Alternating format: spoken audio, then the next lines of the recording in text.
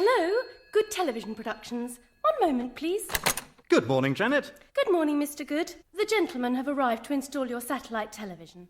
They're in your office. What? But I haven't ordered any satellite television. We'll soon see about this. Would you mind telling me just exactly what you think you're doing?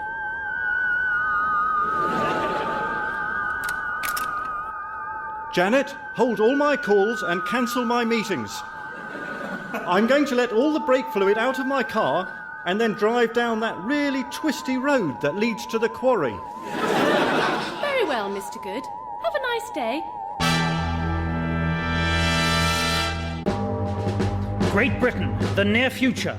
An unknown threat hangs over the future of civilization as we know it. Send for the preventers. Craig Sturdy, tall, suave, sophisticated. Hello, the name's Sturdy. My friends call me Craig, but you can call me Darling. Penelope Cold, petite, elegant, and vaguely foreign. I'm an enigmatic woman. Or am I? And Mike Stallion, the third one. Hello? My leg seems to be trapped by an avalanche of polystyrene boulders. Bloody typical. Together they form the preventers.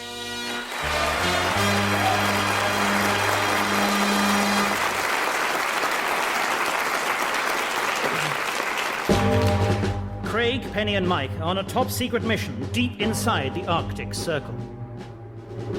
Hello? Craig? Penny? Come in. Over. Who is it? Who do you think it is, you fool? Hello, Mike. What is your position? Over. I'm sort of huddled up in a ball inside a pitifully inadequate thermal parka, since you ask. I meant, have you reached the mysterious new military compound yet? Yes, I'm just outside. More champagne, Penny. Hang on a minute, you're supposed to be in a submarine under the Arctic ice pack. Yes, we are. It's very comfy. You said there wouldn't be room for me. You said I'd have to make my own way by polar bear-drawn sled. Oh, now, don't be difficult, Mike. You know somebody has to position the homing device so we know where to bring the submarine up. Yeah, it's in my pocket. But I don't know how I'm going to get inside the compound. You will come visit us. Mike? Mike? Ooh. Ow. How did you discover my secret installation here in the Arctic? Can I ask you something first? What? Why do you keep hitting that bloke? He is a spy with the Dutch Secret Service. You may as well give up now. We've tracked the stolen nuclear missiles to this location. Your plan can't possibly succeed. You underestimate me for the last time, Mr. Stallion. For I am Avis Van Rentel. Of course, the Belgian extremist. Precisely. Very soon now I will detonate the stolen nuclear bombs, thus melting the polar ice cap. Within 7 hours, the hated Netherlands will be completely submerged, and my crack Belgian troops will control the northern European lowlands. You crazy Walloon. The only thing that could possibly prevent me now is if a big submarine sails under the ice and comes up right into this control room. Uh-oh. Craig, Penny, listen. I didn't plant the homing device. It's still in my pocket. You've come up right underneath me. Periscope. No! Woo! Hold it right there, Van Rentel. Ah, the preventers. Craig, Mike! Yes? I'm getting a communication from the controller. Code Indigo. My God! What's Code Indigo again? It's drop whatever you're doing and report to base at once. Come on, let's go. Hang on, what about the nuclear bombs? Untie the Dutch agent. He can take care of this. Aha! So, we win after all, Van Rentel. Goodbye. Or as the Dutch say, goodbye. Because they all speak really good English, don't they, the Dutch? And Get in the sub, you buffoon. Yeah, I'll get in the sub. Morning, Good controller. morning, Controller. Ah, the preventers. Craig Sturdy, Penelope Cold, and the third one? Mike Stallion. Ah, that's right. Stallion by name and stallion by nature, eh? Well, not so you'd noticed lately, to be honest. Right, now to business. We believe a sinister plot exists to take over all the television broadcasting in the country. My God. Now, take a look at this picture. Recognize him? Yes, it's Bobby Charlton. Whoops. Different sinister plot altogether. Right, here we go. Now, this is Jonathan Good, until yesterday evening the sole owner and head of Good TV. What happened yesterday evening? We drove his car over a cliff at the quarry. I see. Were there any suspicious circumstances? Well, he drove his car over a cliff at the quarry. Twice in one night. That is suspicious. Now, we believe this may be connected to a sinister television brainwashing plot. Now, your mission, should you choose to accept it, is to investigate, find out what's going on, and prevent it. Right, yes. There's no one else who can do it. The intenders meant to be back by this week, but they got held up. And the expanders are stuck in a ventilation start somewhere in Romania. And the procrastinators... well, I'm afraid they're not available until tomorrow. Yes. Leave it to us, Controller. Good morning. Welcome to Good Television. Can I help you? Yes, we're investigating the death of your boss, Jonathan Good, and we'd like to take a look in his office. Who are you exactly? The police? No, not the police. We're the preventers. Listen, miss, we've got a big job on our hands. You going to let us in or not? No. I'm going to call security and have you all We're thrown the out. window cleaners. That's it. Yes, we've come to clean the windows. Could you get us some warm, soapy water in a bucket? Well, why didn't you say so in the first place? This way. There's the stuff. I'll leave you to get on with it then. Window cleaners. Well, we're in, aren't we? Okay. You take the big ones, I'll make a start on these little sash windows at the So, what exactly are we looking for? I don't know. Anything that might give us some clue as to why Good was murdered. If he was murdered. Could one of you pass me that chamois? That's strange. Look, the only paper left on the desk is this envelope. Good's last will and testament. Now, why would that be left out? Unless... He knew he was going to die. Or someone else knew he was going to die. I'll open it. Look, you two, over here. Seems to be a fingerprint and dried blood there. Can you believe it? Smeared right across the window. I'll need Windoline to get that off. Or that windscreen wiper on a stick thing, you know. Mike, this is interesting. Here in the waste paper bin. An invitation torn into little pieces. I should be able to fit them all together. Let me see. It's Jonathan Good's will, all right. He was the sole owner of Good TV. An invitation to a party. He's left it all, lock, stock and barrel, to... From? Roger... Mordick. Roger Mordick. There, clean as a new pin. Okay, guys, here we are. Home sweet home. What is it? The door. It's already open. Someone has paid us a little visit. They might still be in there. Listen. So tell me, Fritz, how long have you been an assassin? Oh, not long. Jonathan Good was my first time. Germans. Yes, but they're speaking in English. What a bit of luck.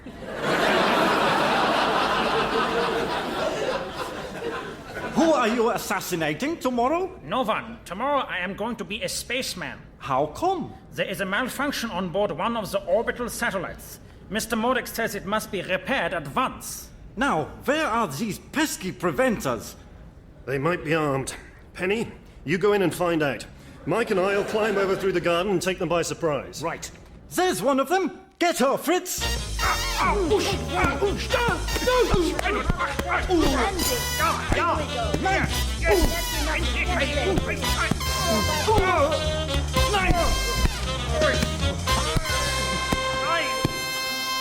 Penny, are you all right? Yeah, I've been busy in the kitchen. 2 helpings of sauerkraut lightly mashed. Anyway, what kept you? It's like a jungle out there. Where's Mike? Left him up a banyan tree. Martini? Oh, you took the words right out of my mouth. You know, a good martini is like a beautiful woman. How do you mean, Craig? You know, nice.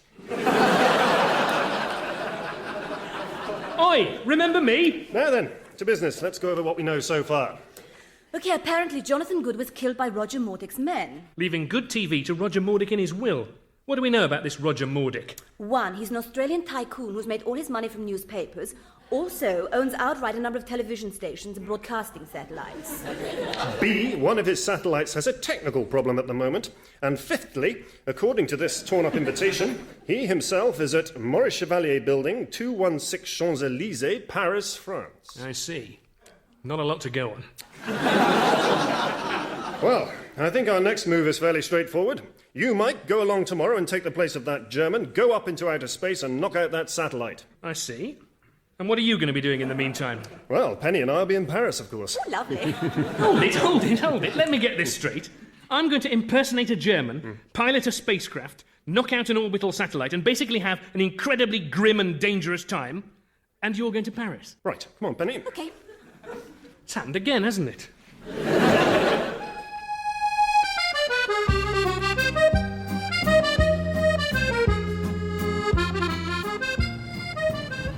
Ah, Paris in the spring. Another wonder of the world. Garçon, 2 cafés au lait. Really? What? What's the matter? Oh, nothing. I think you'll find olé is in fact a Spanish expression. It's commonly used at bullfights. That poor bloke must think you're a complete idiot. No, au lait means with milk or milky. Oh, does it? I hardly think several thousand Spaniards are likely to stand around shouting, with milk, or milky! That's someone being chased by a bull. Now, if it was a cow, I could perhaps see your point.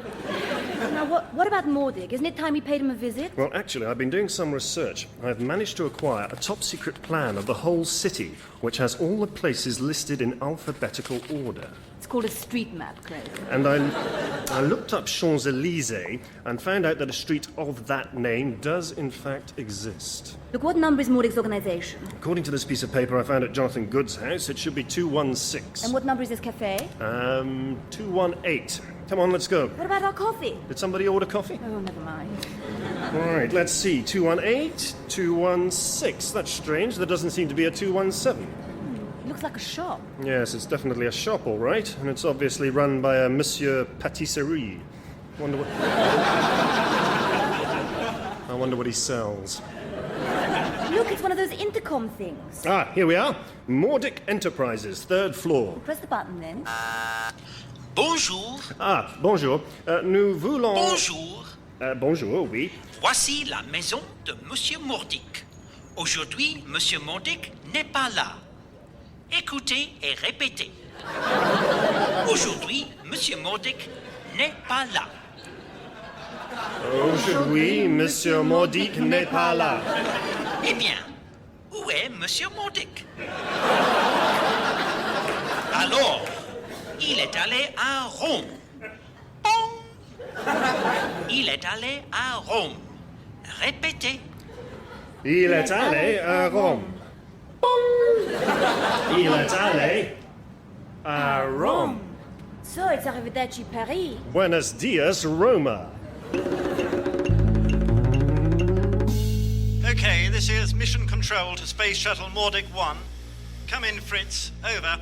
Yeah, I'm here. Everything is... Fritz, are you all right? Yes, I mean, jawohl. Alice in Ordnung. Okay, we have a go for liftoff. Commencing countdown. Engines on. Take your protein pills. Put your helmet on. Check ignition. And may God's love be with you.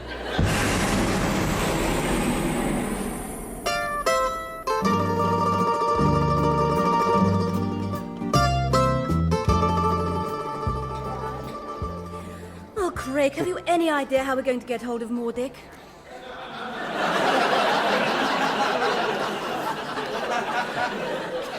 Rome's a big city, Penny. I know that. Okay, after dinner, I'll take the Colosseum, you take a gondola down to the Vatican. But first, I think it's time you and I got to know each other a little better, don't you? Mm-hmm. How did you know about this place? Well, this restaurant is known only to a discerning few. It's lovely. Yes, they make the finest spaghetti hoops in the world here. Excuse, please? Oh, yes. Let me see. The oops for the lady, I think. And for me, a bowl of piping hot tagliatelle alphabetiara, please. Craig, look at the table in the corner. Isn't that the head of the Italian TV network? You're right, yes. But what if Mordick came to Rome to see him? It's possible. Scusi, rose selling boy. Uno, por favore, grazie. Prego. I am concealing a small listening device inside the rose so we can hear his conversation. Okay, tell the boy to give this to Fascistione. Right. Rose selling boy, give-o to El Fato Gentlemano. Si, signor. Yes. I'm not convinced this was such a great idea. All we can actually hear is him eating spaghetti. Listen, Franco. You are in charge of everything while I am away at the big party Roger Mordick is having on Atlantasia. Okay, signor. Did you hear that? Mordick's throwing a party on Atlantasia. Atlantasia? A massive artificial island in the middle of the Atlantic. Outside any one nation's jurisdiction. A luxury playground for the idle rich, and Jonathan Good was invited. But he tore up his invitation. So they had him killed. Oh, excuse me, Penny, that's my shoe. Better answer it. Hello? Hello, Craig. Who is this? Who else has the number of your shoe? Now listen, I'm in Mordick's orbital satellite now, and it's incredible. Somehow Mordick has all the television broadcasts for the whole country channeled through this one satellite. If we can just track down the source... Oh, hang on, I'm getting some sort of communication through. I'll get back to you. Hello, stranger. I saw you arrive. I was wondering if you'd like to pop over for a cup of tea or something. Who is this? John Tracy, Thunderbird 5.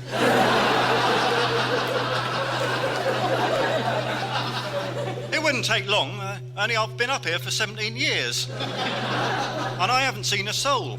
I think my brothers have forgotten all about me. I'm sorry, I really haven't got the time. Virgil was supposed to relieve me about 12 years ago.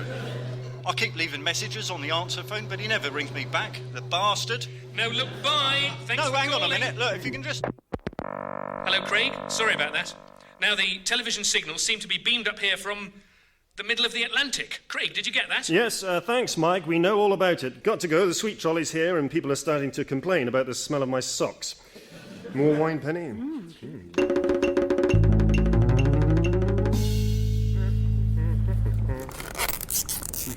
So how are we going to get to Atlantasia? Well, when I've finished assembling it, we can use this midget submarine. That's just 2 squeezy bottles stuck together with sticky tape. The controller had it specially designed. Yeah, by Valerie Singleton, by the look of it. You see, you hang on to it like so, and it pulls you along. They're designed for one person. Well, so how am I going to get there? Ah, well, I've got one here that I finished earlier on. There you are. Atlantasia, here we come. Oxygun? Thanks.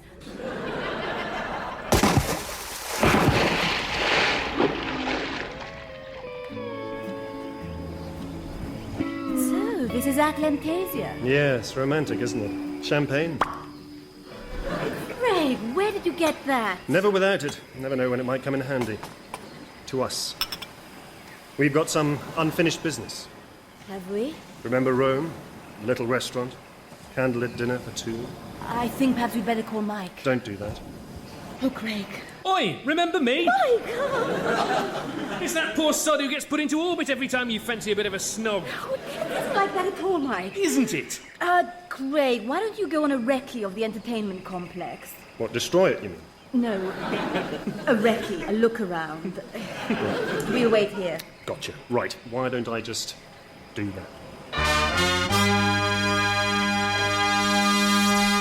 I'm at the entrance now. There doesn't seem to be anyone on reception. Can I help you, sir? Just sand in my shoe there on the beach. I see. It's all right. You're expecting me. Who are you? Who are you expecting? Well, there's a delegation from the company that makes all those Czechoslovakian cartoons.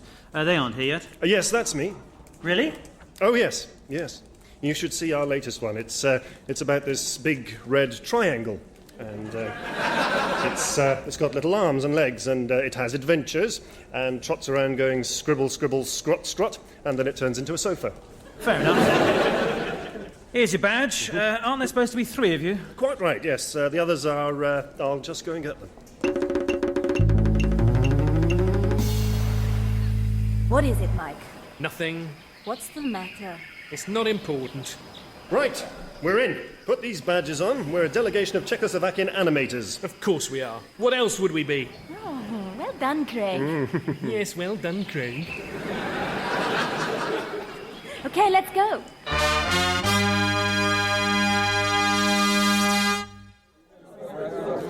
Well, some shindig. Yeah, the people on the next table are the heads of Brazilian television. And look, isn't that Silvio Fascistoni, the Italian TV chief? Wow, there are TV heads from all over the world here. Which one's Mordic? He's Australian. That's him over there with the corks round his hat, the didgeridoo and the kangaroo on a lead. Wallaby. Oh, that's very kind. I'll have a dry martini.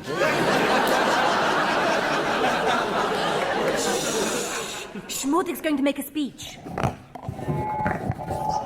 OK, ladies and gentlemen, are you having a good time? Yes. Right, now we all know why we're here. I don't. Craig, That was a long shot, but it was worth a try. All except the Czechoslovakian cartoon people, that is. Well, we can worry about that tomorrow. Tonight, it's a party. And to get us into the party mood, I thought I'd tell you a little Aussie joke, OK? Here we go. There's these three abos. An English abo, a Scottish abo, and an Irish abo. And they're walking down the billabong with their tucker bags when up jumps a jolly swagman and says, "You got my dingo, you pommy bastard," and shoots the English one dead. So then the Scottish abo says to the Irish abo, "Well, bugger this for a game of cricket. I'm going to get some lager." Well, it's not much of a joke, I know. But at least it's authentically Australian. Thank you. Enjoy yourselves. I think it's about time we had a little look around, find out what's really going on this island. Yeah, whatever Mordic's scheme is, it's being controlled from here. My guess is we need to get through that door over there, the one that's being guarded by the enormous Chinese thugs. During Mordic's speech, I managed to use my nail file to unscrew the grill from this large ventilator shaft. Perhaps we could bash them on the head with it. A ventilator shaft. Let's see where it leads. Craig, we need a diversion. Understood. Hey, everybody, look over there, a bear lady.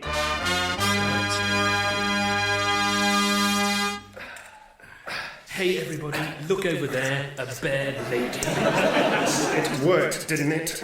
It leads to a corridor, and it's deserted. Everyone's at the party. Let's go. Mike, Craig, look! This must be the nerve centre of the whole operation. How do you know that? It says so on the door. Nice work, Penny. Well, I can't hear any voices inside. Let's take a look. Yes, this is the control room, all right. Look at all these monitors. There must be, lots of them.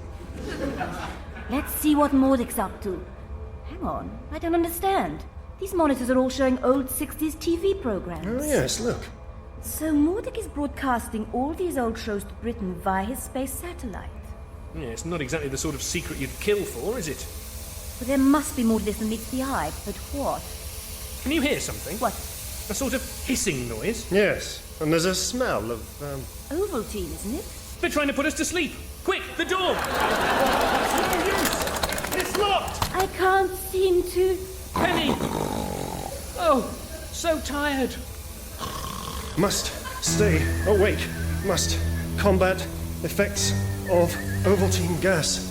Must concentrate on fruit. Must use proper sentences. Must stay awake.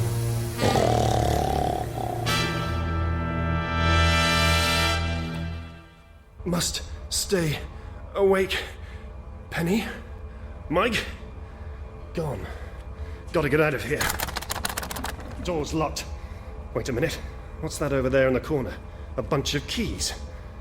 Now then, if I remember rightly, keys have exactly the same chemical constitution as gunpowder.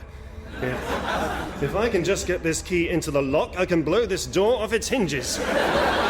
Very clever, Mr. Sturdy, but not quite clever enough. Who said that? My name, as you very well know, is Roger Mordic. It will give me great pleasure to kill you, Mr. Sturdy. But first, I'm going to tell you my life story to give your friends a chance to escape and rescue you. What have you done with them? Mr. Stallion is in the room with a spiky roof that moves downwards. Fair enough. And Penny? What about Penny? Miss Gold is in a chamber that fills up with water to her chin. Then it empties a bit, and the next time you look, it's up to her chin again. Then it empties a bit, up to her chin, and empties a bit. You awful big bastard. We know you killed Jonathan Good. Small beer, mate. In 5 minutes, I'm going to blow up this whole island and everybody on it. But why? Oh, I thought you'd worked out my master plan. Yeah, we have. Just one or two details I'm a bit hazy on. I've developed a process that enables me to brainwash people through television broadcasting. Old 60s shows work best, I'm found. There's a high level of nostalgia, trust and familiarity that makes people especially receptive. It'll never work. It has already worked. Good was the only one holding out against me. He wouldn't come to the party. Precisely. I invited all the heads of all the TV stations in the world here to Atlantasia. Once I have eliminated them, I will control all the world's broadcasting. Nothing will stand in my way. What about me? Ah, you're very courageous, Mr. Sturdy. It seems a shame I have to kill you. Don't then. It's no good. Once I press this button, Atlantasia would be blown sky high. Well, after a decent interval for me to get away, of course. Condition red. Condition red. Condition red. Condition red. Goodbye, Mr. Sturdy. It has been a brief but pleasurable acquaintance. Bye. Right, come on, Sturdy. You've been in scrapes like this before. What did you do then? Help! Help me! Help! Help me! Mike, Penny, how did you escape? Remember basic training? Lesson 4. In a room with a spiky roof that moves downwards, first jam the mechanism, then find a grill and escape through the ventilation system. Right. And lesson 5. In a chamber filling with water, float up to the ceiling, then find the grill and escape through the ventilation system. This whole place is going to blow in 3 minutes. 2 minutes 59 seconds. 2 minutes 58 seconds.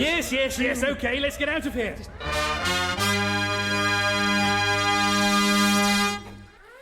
How long now, Mike? 5 seconds. 4, 3. Quick, up here. What are we looking for? Hopefully a boat or something. Ah, sunlight. How long before she blows? 4 seconds. 3, 2. Look, a helicopter, and it's empty. It must be Mordic's escape route. What? No time to explain. Come on! How long now? 3 seconds. 2, 1. Actually, I think there's something wrong with my watch.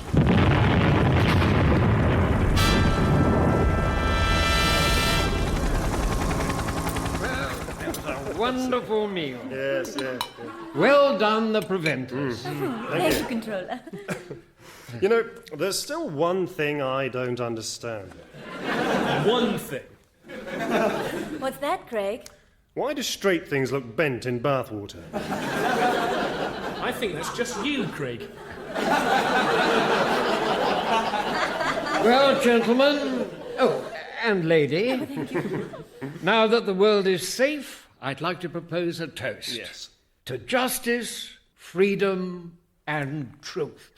To justice, freedom, and truth. And remember, prevention is better than cure.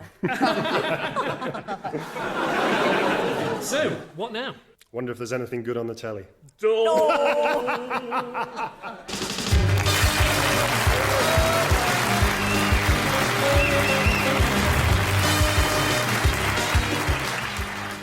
That was The Preventers, written and performed by Morwenna Banks, Chris England and Robert Harley, and featuring Ed Devereaux, Desmond Llewelyn, Emma Myant, John Owen and Neil Mullarkey. Music was by Pete Bakey and the producer was Phil Clarke.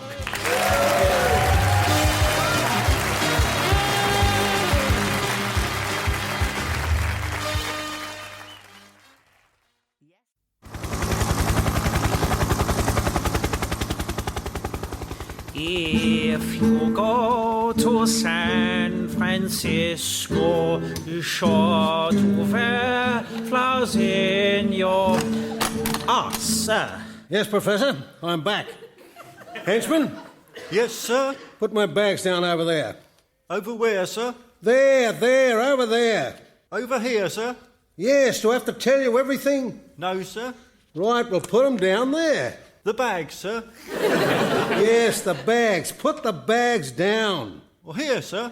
Yeah, oh, never mind. Get out. Out, sir? Oh, tell me, henchman, why is it that people like me, brilliant masterminds with superbly conceived plans to take over the world, always surround themselves with people like you? Don't know, sir. I thought you probably wouldn't. Perhaps I could help you with him, Mr. Mordig. How, Professor? I am the world's foremost expert in hypnotherapy and brainwashing. Yeah, well, thanks to your expertise, Professor, I will shortly be able to make the whole world dance to my tune. Yeah, right on. And begin a new era of peace and love for all mankind. Nothing can stop us now. Sure thing, dude. Except perhaps the preventers. Believe me, Professor, I have the preventers exactly where I want them. Great Britain, the near future. An unknown threat hangs over the future of civilization as we know it. Send for the preventers. Craig Sturdy, tall, suave, sophisticated. Hello, the name's Sturdy. My friends call me Craig, but you can call me Darling. Penelope Cold, petite, elegant, and vaguely foreign. I'm an enigmatic woman. Or am I? And Mike Stallion, the third one. Hello? My leg seems to be trapped by an avalanche of polystyrene boulders. Bloody typical. Together they form the Preventers.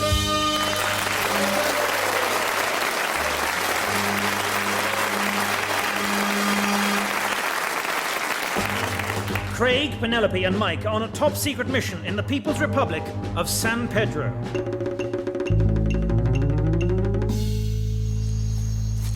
Ouch! Damn and blast it all. Quiet, Mike. These grounds are crawling with sentries. There is the presidential palace. El Presidente is inside preparing his live presidential broadcast. The back of the palace is extremely well guarded, but there seems to be a weakness at the front. Okay, Mike, you take the back. Penny and I'll go round the front. Let's go. Oh, surprise, surprise. Why don't I just paint a big target on my polo-neck sweater while I'm about it? Well, whatever you think best, Mike, but I thought that was a rather foolish idea. Yes, and not particularly stylish. Yeah. All right, I'm going. Well, it's been quite a weekend. Yes. You know, there's something about the tropics.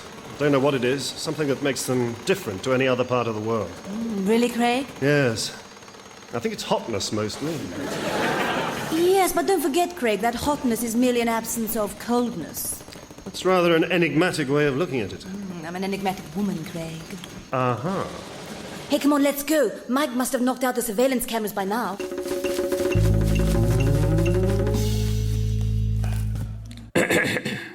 People of San Pedro. No, too throaty. People of San Pedro. No, too effeminate. It's El Presidente. Yes, and he's alone. Where's that makeup girl? Craig, did you hear that? One of us should pretend to be the makeup girl. Good idea, Penny. You stay here and watch the door. People of San Pedro. What the? Who the? You sent for me. Where's the makeup girl? You're looking at her. Now then. How about some number 7 blusher, Mr. Big Shot Presidente? Or should I say Colonel Juan Pimento, head of the evil junta that has used violence, treachery, and blackmail to rule this tin pot republic since King Jose fled to the neighboring province of San Miguel.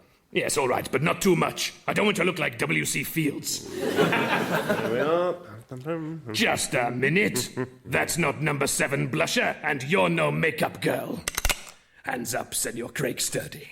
So, this is one of the famous, the Preventers. Give it up, El Presidente.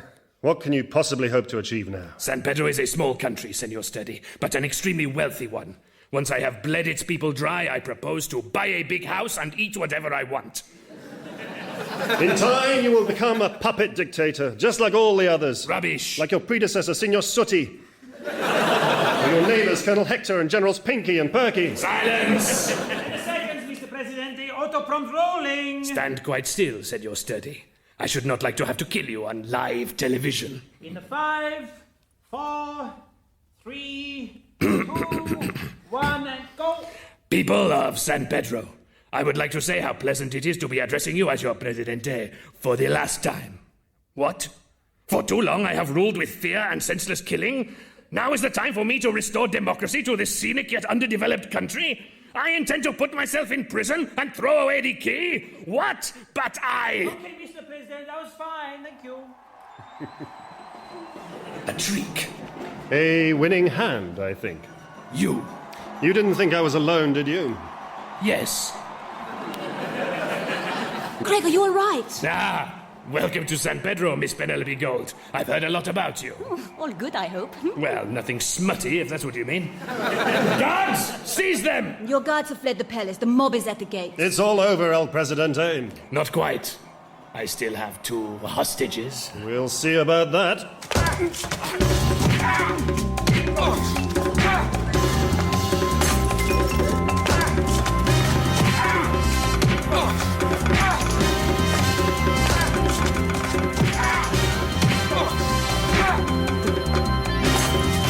Craig, look out! Craig! Sorry, just fainted for a moment there. Touch of San Pedro belly, I think. El Presidente. Is he? I'm afraid so. And what's more, I think he's dead. Sergeant! Get that body to Geneva for analysis right away. Right, then we can find out if he really was a single-cell sample-generated clone of Hitler the Führer after all, as he claimed. Well, Miss Gold, it only remains for us to wish the good people of San Pedro the very best of luck. And also there's finding Mike. It won't be easy, of course, at first, but they'll find the ballot box every bit as powerful as the machine gun. And of course, the pen is mightier than the sword. Where do you think he got to? Especially if it's a pen like this one with a bit on the end that squirts out nerve gas. Craig, what about Mike? Oh, I think he's got one that turns into a sword, in fact. So, strictly speaking, I suppose his pen is only as mighty as the sword. Bad luck him. No, hadn't we better find him? Oh, he'll turn up. We've got some celebrating to do. I thought Calimero's Bistro on the seafront. Sunset, champagne, table for 2. Aren't you forgetting something? Please? There you are. Sorry I'm late. I got held up by a 300-man guerrilla army. Table for 3, I think.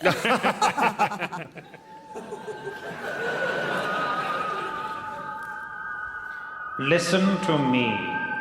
Now listen to me. Craig, Penelope, Mike. The adventure in San Pedro is over. You are back in your flat after a long but not unpleasant flight. Relax now at home. At home in your flat. Well, home sweet home. You took a bit of a risk back there, didn't you, Mike? Not really. I knew from my research that El Presidente was incapable of ad-libbing. Listen to this review of an old school play he was in. In an otherwise distinguished cast, Juan Pimento, the future Presidente of San Pedro, as the janitor, ruined the whole thing by not being able to ad-lib. So you see, he had to read the auto-prompt right through. And that was his undoing. Precisely. Tarot cards, Penny? Yes, that's right. I got them for Christmas. What are you reading from them now? Your future. You see, these 4 cards hold the key to your life from now on. First card, the scales. What does that mean? Well, either that your life is hanging delicately in the balance, just waiting to be tipped one way or the other, or that some enormous heavy scales are going to fall on you and kill you. So, either way, it's a bit bleak. Okay, second card, death. What? Oh, don't be so jumpy, Mike. They're just a guideline. Oh, that's a relief. A guideline to things that are absolutely certain to happen. Third card, death. OK, that's it. I'm not listening to any more of this nonsense. Fourth card. La la la la la. Not listening. La la la la la la. Fourth card, Mr. Envelope the Postman. That's odd. Oh, yes. I remember. I did some swapsies with Craig. He wanted the lovers and the Ace of Wands because they had bare ladies on. Oh, Craig, there you are. La la la la la. Not listening. What's the matter with him? Oh, he's just superstitious, that's all. La la la la la. Can't hear you. Listen to me.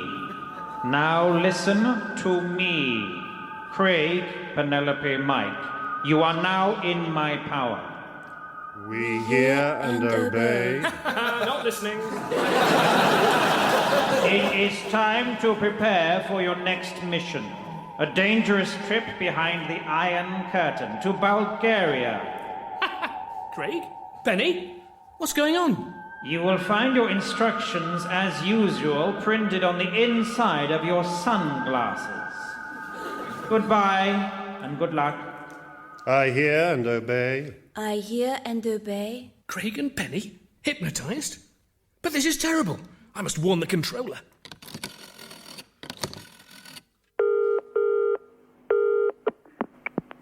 This is the voice of the Mr. Ron. There's nobody in at the moment. But if you leave your rank and colour, we'll destroy you as soon as we get back.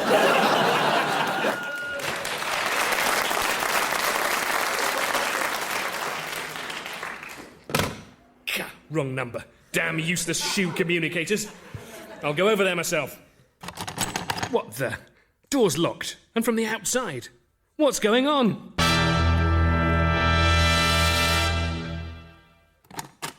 Ah, Professor, come in.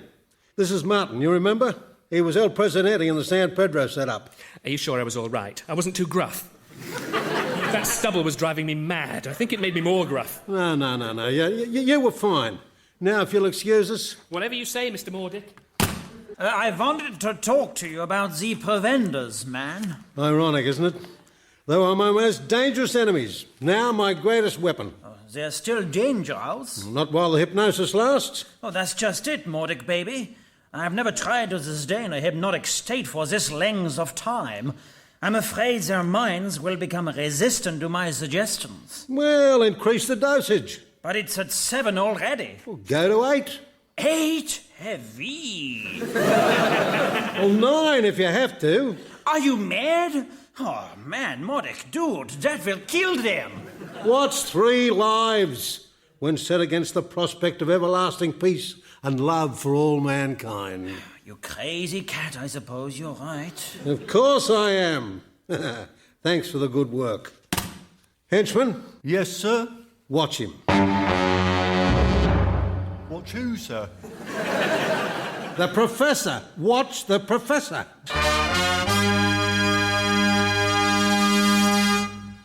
Oh, there you are, Mike. Now come on, the plane for Bulgaria leaves in half an hour. Where's your lightweight matching travel luggage? No time for that.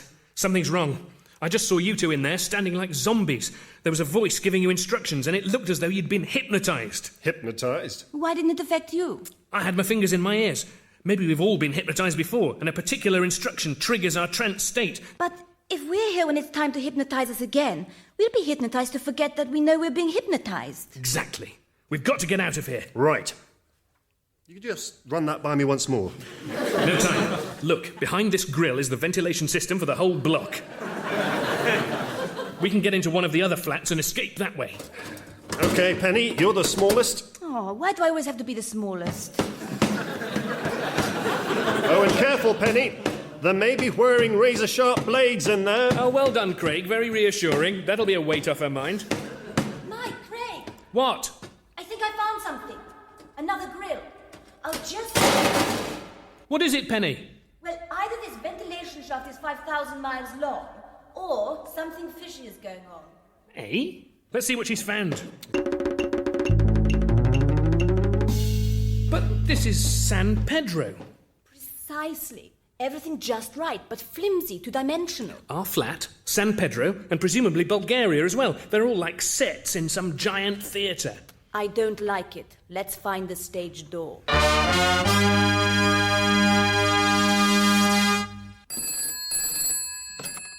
Yes? Mr. Mordick! What is it, Professor? The preventers, they've escaped. You fool! I thought I told you to increase the dosage. I didn't have the chance, man. The set of their flat was empty when I got there. Oh, they can't have got far. Henchman? Yes, sir? The preventers have escaped. Get the big dogs and bring them back. Bring back the big dogs, sir. Right, sir. No. Take the big dogs and bring back the preventers. What, like a kind of swap, you mean, sir? No. Use the big dogs to help you find the... Oh, never mind. I'll do it myself. I see, sir. Find the preventers and bring them back here, sir. That's right. Hallelujah. Oh, and Henchman... Sir? Dead or alive? Me or them, sir? Oh, get out! A beach. Where do you think we are? Lithuania's my guess. Baltic coast. I'll ask. Old fisherman, what is this place? Oh, no, that's a haddock. Uh-huh. I meant, where are we? The sunny is the dark isle, many is the tale I could tell you. Yes, I'm sure. Listen, can you take us to the mainland in your boat? There are people chasing us with terrifying big dogs. Och, big slavering hounds with great yellow teeth and pointed tails. Yes. Perhaps we should have got in the boat before you mentioned the terrifying big dogs. Come back, you daft old... Oh, hell. That's it then. We're done for. Well, perhaps if we went and stood in the sea, then they wouldn't be able to follow our scent. No, but they might just spot us standing in the sea. Of course, what you're forgetting is my special suitcase that opens out and turns into a powerboat. Well, why didn't you mention it before? I was waiting for a gap in the conversation. Come on. You don't seriously think whoever has been holding us prisoner would let you hang on to your suitcase if there was the remotest chance of turning it into... a powerboat? Craig, that is amazing. Well, permission to come aboard, Captain. Sorry, Mike. I'm afraid this suitcase is only designed for 2 people. You're not leaving me? No, of course not. Catch hold of this rope. You want me to water ski? Are you mad? It's your only chance, Mike. Hold tight.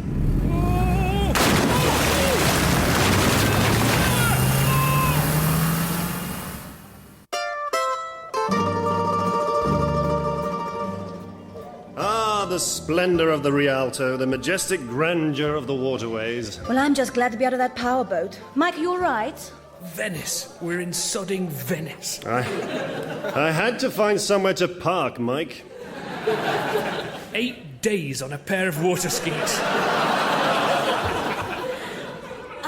Why did you have to park it, Craig? Why not just fold it back up into a suitcase? Because... Never you mind. Just allow me to know a little bit more about powerboats than you, okay?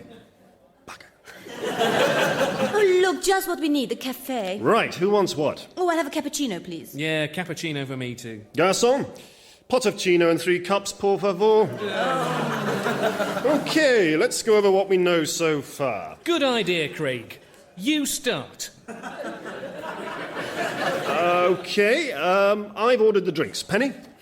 Well, we know we were being held captive in a castle on a Scottish island. Someone was hypnotising us to make us think we were having exciting adventures. But why? Something's going on, and we're the only ones who can prevent it. Well, presuming we really are the preventers and haven't been hypnotised to think we are, I mean, we can't be sure of anything anymore. So that's situation normal as far as you're concerned, Craig. Right you are. Now, if we really are the preventers, then the flat, the secret headquarters in Arnold Mews, does really exist. Hey, that's true. Let's go and find out. Hey, come on, Craig. The Orient Express leaves in half an hour. Well, what are we waiting for? The plane to London.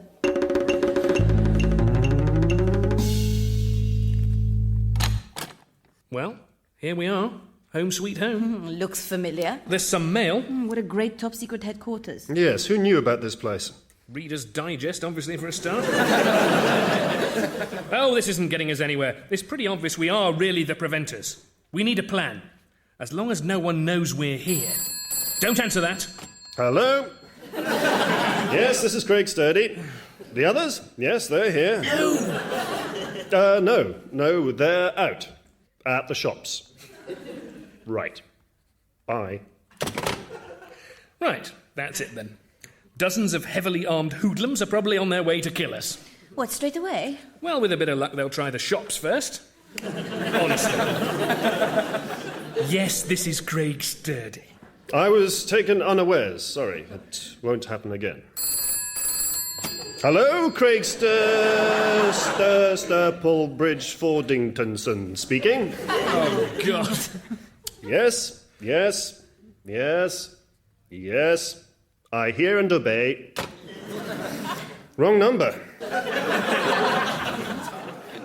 Oh, well, never mind then, Mr. Sturplebridge Fordingtonson. Where were we? We're trying to figure out what to do. I've got a plan. Oh, here we go. Mike, you never listen to any of Craig's plans. Well, that's because I know they're going to be very stupid indeed. Why don't we just go to HQ and ask the controller what to do? See? What did I tell you? Absolutely not all that stupid, actually, for once. Well done, Craig. Thank you. Mr. Mordick? Professor? I've got it, man. I know how to recapture those Cookie the Preventers. They're bound to make for their flat, right? So here's what we do, baby. We just ring them up, and as soon as they answer, we send a hypnotic instruction for them to return. Now, that's very clever, Professor. So clever, in fact, that I've already done it. Oh, so they're on the way back then? They have a little errand to do first. They're planning to report to their controller. And when they do, he's a dead man. But how? A simple trigger. If their precious controller says the word yes or the word no, Sturley will shoot him. It can't fail. Then they'll feel compelled to return here, where I will kill them. Kill them? But I thought... You thought a lot of things. I guess that's how you got to be a professor, Professor.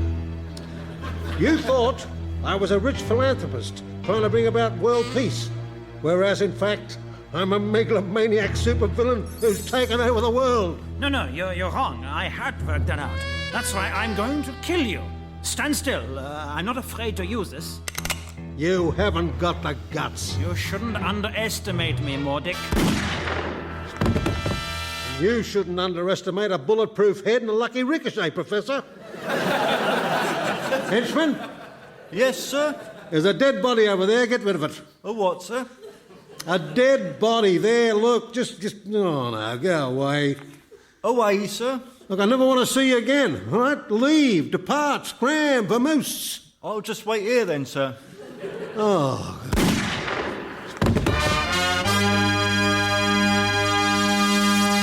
Good evening, Controller. Ah, Craig. Penelope, my dear. And, Mike, controller. Mike? Oh, that's right, the third one. Of course. Stallion my name, Stallion my nature, eh? Yes. Now, let me fill you in on some of the blanks. You disappeared 3 months ago while working on the case of one Roger Mordick. Spaniard, eh? Who? This one Roger Mordick. You mean Roger Mordick, the Australian media tycoon? Now, Mordick had a plan to brainwash the entire population of the globe through television broadcasts from a man-made island in the Atlantic. Now, we believe that he was killed when the island exploded.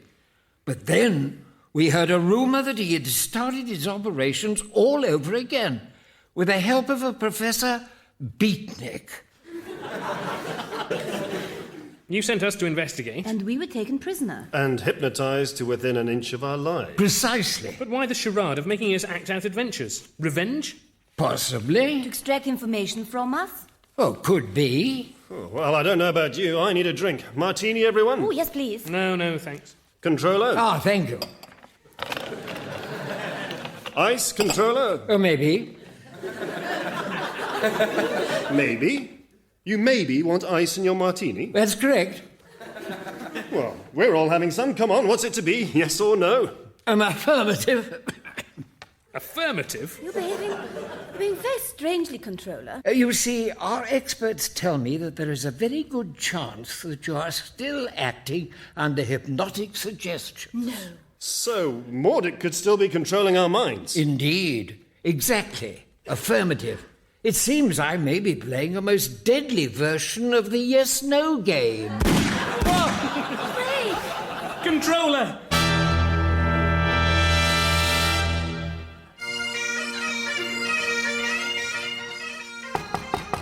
Come in. Come in. Yeah? What do you want? The agency sent me, sir. Oh, I see. You're the new henchman. New, sir? All right, you'll do. For now.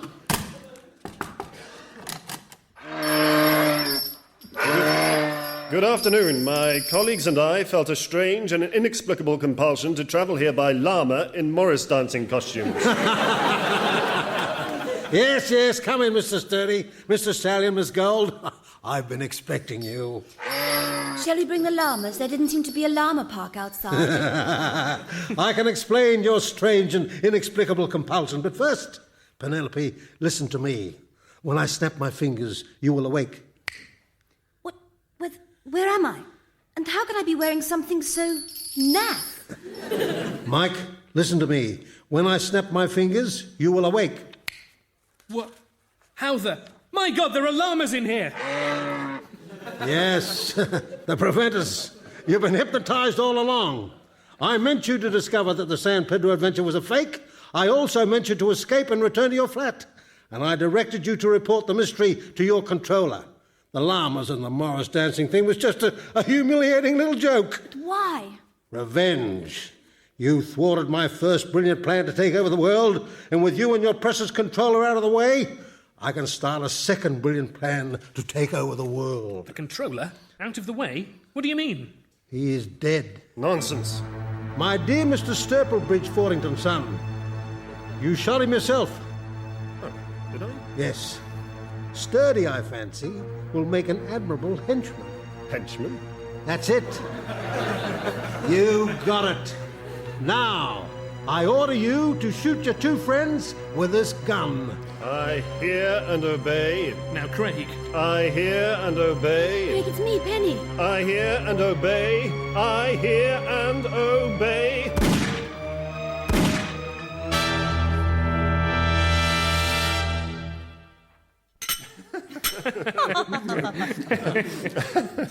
You know, there's still one thing I don't understand. Oh, here we go. Mike, shush. Well, it could be anything.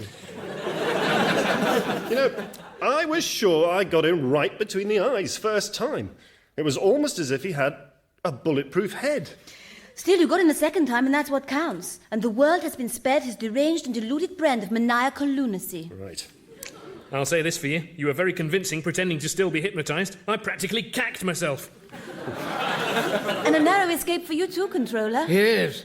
We were able to put blanks in Craig's gun during the debriefing. Oh, it's standard practice when missing agents return unexpectedly. You see, we had to let you think that I'd been shot, or we'd never have found out about the llamas and the Morris dancing costumes, and Mordic's suspicions would have been aroused. Well, all's well that ends well. A toast to justice, freedom, and truth. To justice, freedom, and truth. Oh, I think we need another bottle of 54. Craig, could you... I hear and obey. I hear and obey.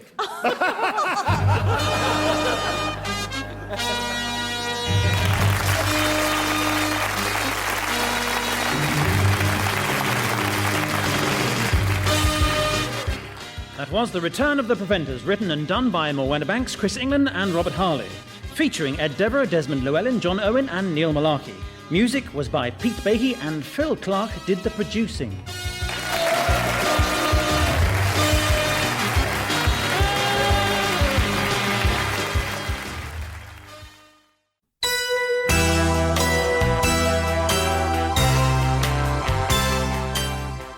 Curtis and Ballard deceased.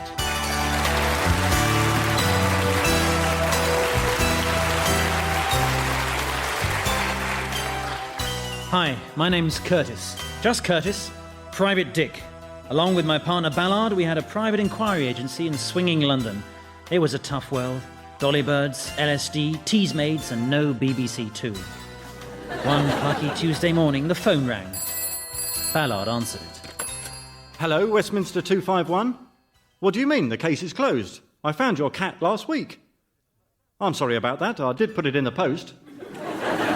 Now, about our bill. Hello? Hello? That's another bill not paid. That's the 5th this week. How much have we made this year? Let's see. It's 3, 11, 4... Well, 1 and 9pence. And a peseta. Let's face it, Curtis, we're going bankrupt. Pass me last year's accounts. No, not that drawer. I know, that's where I keep my drink. Just getting a shot of whiskey.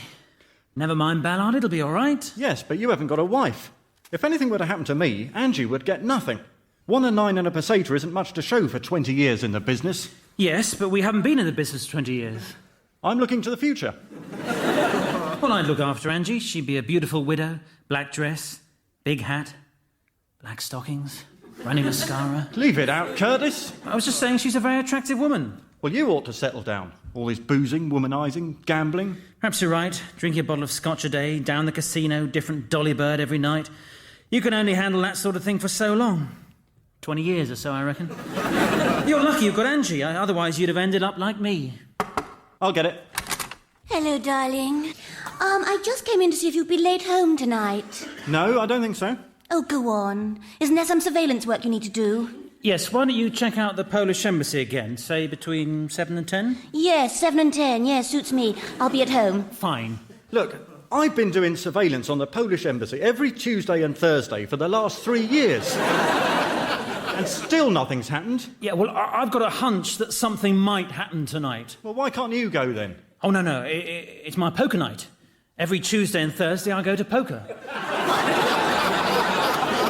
Yes, you wouldn't want to miss that, would you? No, fair enough. He had a very good hand last week. Ah, the door was open. I'm Sir Hamish Furnival of the Furnival Foundation. We make fire extinguishers, trombones, that sort of thing. Of course, it rang a bell. He'd recently been mentioned in the Queen's birthday honours along with Cliff Richard. He'd been knighted for being so rich. He'd once sat on a quango, but it didn't seem to have affected him too badly. How can we help you, Sir Hamish? Well, it's a little delicate. I suspect my business partner, Mr. Hendricks, of cheating me, siphoning millions out of the company pension fund. Oh, that's terrible. Have you any proof of this? Yes. He bought this tie the other day. Are those real diamonds? How can he afford a tie like that on his salary? Exactly. I'll follow him and see what I can find out. Good. How much do you charge? 2 and 6 an hour minus breakages. Shouldn't it be plus breakages? Ah, that's where we've been going wrong, Curtis. Right, I'll go straight round to Hendricks's. What's his address? Here, I'll write it out for you. Oh, that's a nice colour ink. Yes, it's Jonquil. I'll get round there straight away. You know where to reach me. Hello, this is Westminster 252. Yeah, it used to be 251, but we're expanding. Oh, Inland Revenue. Yes, I sent a down payment on Thursday. Oh, I see, there must have been a mix-up. Well, can't you make do with a tabby for now?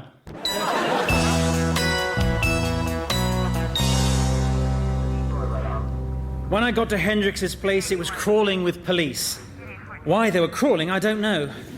There was Inspector Lomax, my old adversary. He was from the old school, hard-bitten, hard-boiled. Lomax. Pardon? And hard of hearing. It's you, Curtis. I thought I recognised your Ford Zephyr. What are you doing here? I was about to start following Hendricks. His partner Furnival suspected he was up to no good. Well, you can follow him all the way to the cemetery. You mean he's... That's right. He's dead. Suicide. Here's the note. Dear world, I have killed myself. My obsession with snazzy ties has led me to cheat my employer, Sir Hamish Furnival. That's right, Sir Hamish Furnival of the Furnival Foundation, which makes veal letter racks, that sort of thing. I have siphoned millions from the company pension fund. As penance, I propose that I be buried without a tie. So, that was that. One of our shortest cases. Our longest ever had been that overcoat case. This bloke had lost it at Waterloo. We spent 4 years scouring the underworld for it. Cost us nearly £500,000 bribing cloakroom attendants, doing stakeouts in people's wardrobes. After a tip-off, we found it at the Lost Property Office at Waterloo Station. I was on my way back to take it to the owner when I left it on the bus.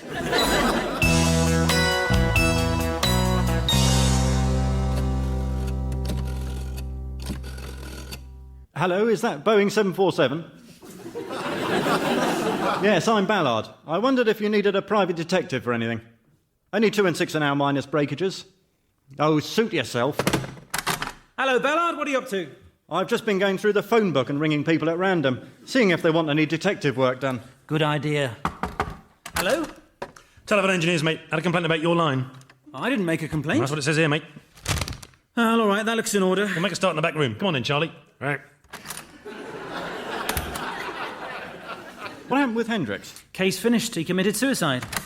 All right, Curtis. We had a tip-off. You're under arrest. Lomax, look, if it's about that dolly bird in Orpington, I didn't know she was married to the Chief Constable of Kent. No, it's more serious than that. It's murder.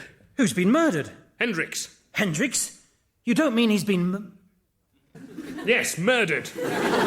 You said it was suicide, Lomax. That was before the forensic boys got onto it and realised he'd been run over by a steamroller.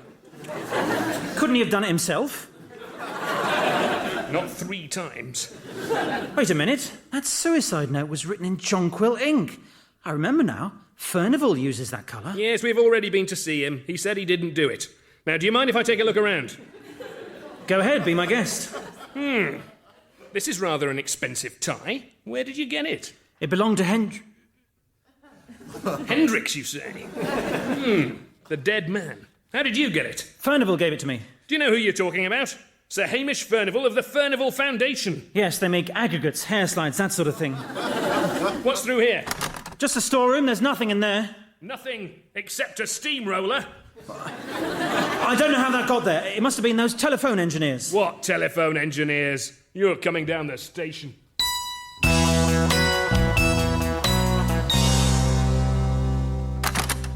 Hello, darling. Where's Curtis? He's been arrested for murder. Murder?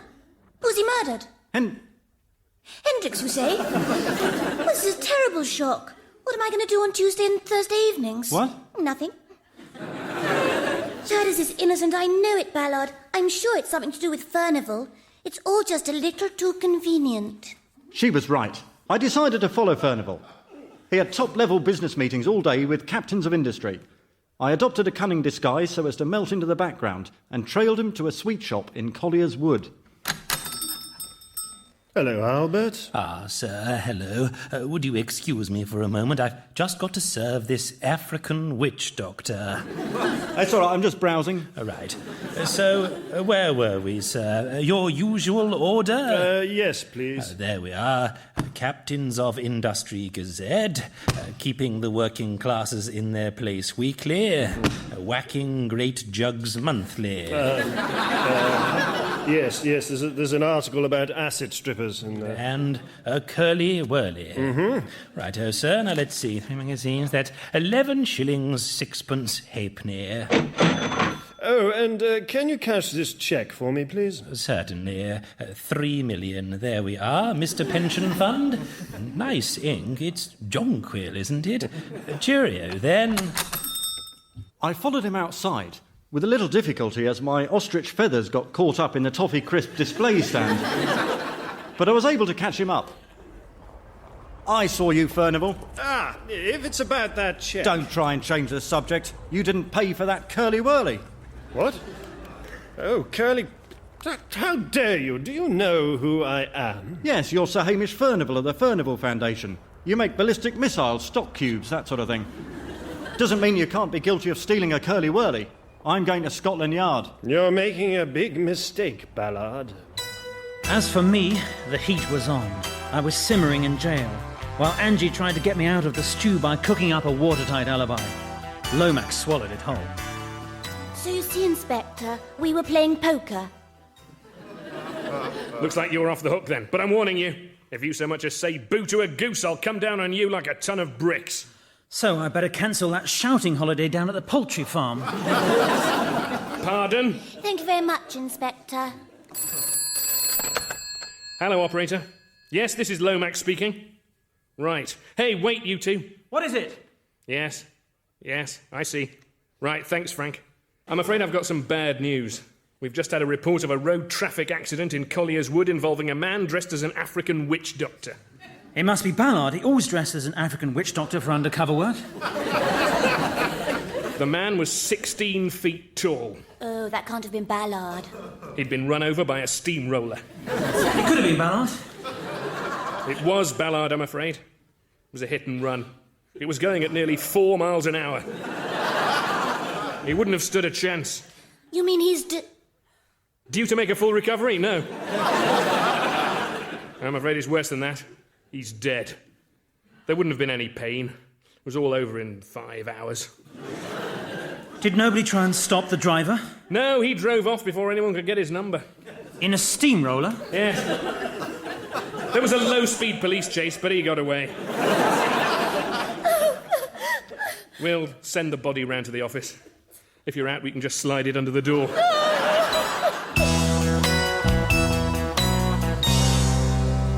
That night, I undressed for bed as usual. It wasn't easy getting to sleep, with Ballard lying in the corner rolled up in a postal tube. Memories of my old partner drifted through my mind. His razor-sharp business sense. It's the milkman. Let's hide. His deductive powers. I reckon he did it. His eyebrows are too close together. He was a great guy, exciting to be with. His sparkling conversation. come around and have a look at my shoehorn collection. I've got a brown one and a black one. There's one there's a handle, and this one's reversible. Suddenly, I was awoken by a great gust of wind. I was blown clean out of bed and out through the window. Ouch. And onto the street 2 floors below. I thought it was some ghastly nightmare until I came face to face with the commissionaire. You do know you're naked, sir? Yes, I was blown out of bed by a freak gust of wind. Of course you were, sir. Same freak gust of wind that blew this copy of Whacking Great Jugs Weekly into my hands.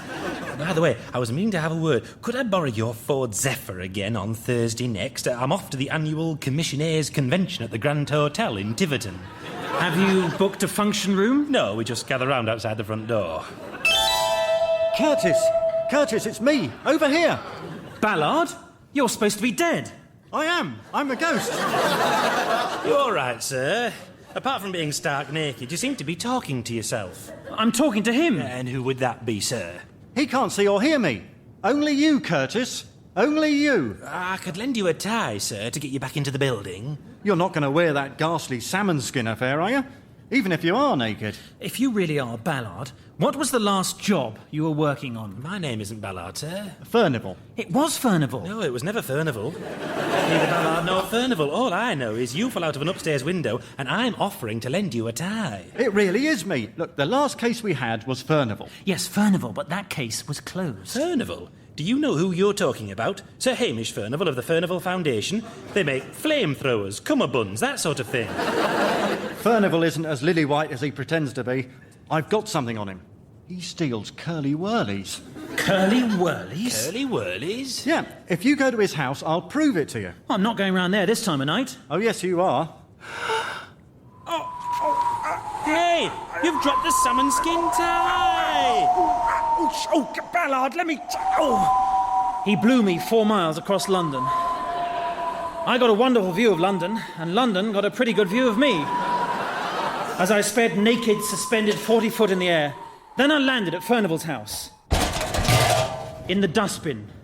I had a quick look through. Let me see now. A lot of cheap ties and curly-whirly wrappers. You were right, Ballard. I told you.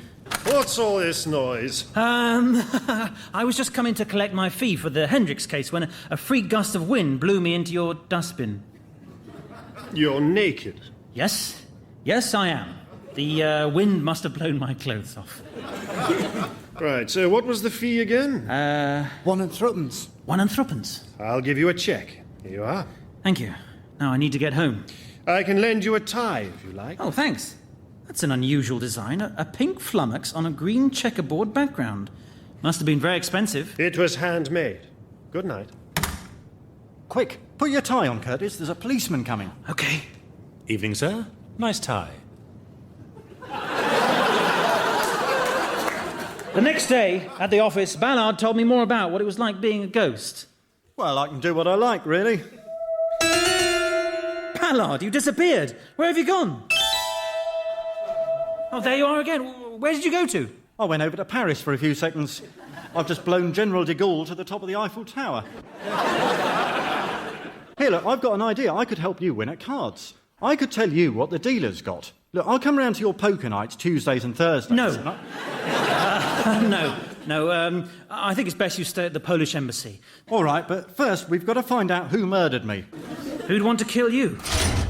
Oh, you're not having a drink, Curtis? No. This is where I keep the files of people who want to kill you. Well, it looks like a telephone directory. It is a telephone directory. Well, what's in that file? People I know something about that they wouldn't want people to find out. There's only one name in there, Sir Hamish Furnival. He wouldn't want to kill you over a curly-whirly. No, I don't think so. Must be something else I knew about him. But what? Oh, I'm just doing some tidying. This cheque for 1 and threepence written in jonquil ink. Do you want me to put that in the bank? Yeah, that's the one from Furnival. Really? It's drawn on the pension fund account. Pension fund? I saw Furnival cashing a cheque in the name of a Mr. Pension Fund. So, he's the one who's been taking money out of the pension fund. You saw him, and that's why he killed you. Yeah. Hello? Engineers, mate. Not you again. Had a complaint about the gas. Well, I didn't make a complaint. That's what it says here, mate. Well, all right, that looks in order. We'll make a start in the back room. Come on, Charlie. Right. Hello, Curtis. Hello, Inspector. We've had another tip-off. It's about Ballard. What about me? We've got a bit more information on that hit-and-run driver. A witness has come forward. Says she saw a man driving a steamroller near the scene. He was wearing a tie with a pink flummox on a green checkerboard background. Really? A pink flummox on a... just like... That's right, just like the one you're wearing. Mind if I take a look around? No, fine. What's this in the back room? A steamroller. Curtis, you're under arrest for the murder of Ballard. You murderer.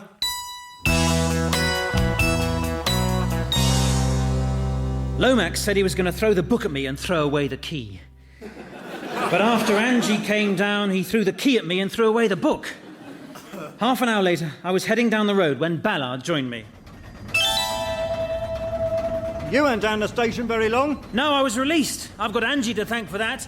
So where are you going now? Well, remember that tie Furnival said Hendricks had bought? The one with the diamonds? Yeah, well, I'm not so sure Hendricks did buy that tie. I've done some research. That tie could only be made by one man, Mr. Kindling, the best tie maker in London. By the way, why are you driving a steamroller? Well, I lent the Zephyr to the commissionaire.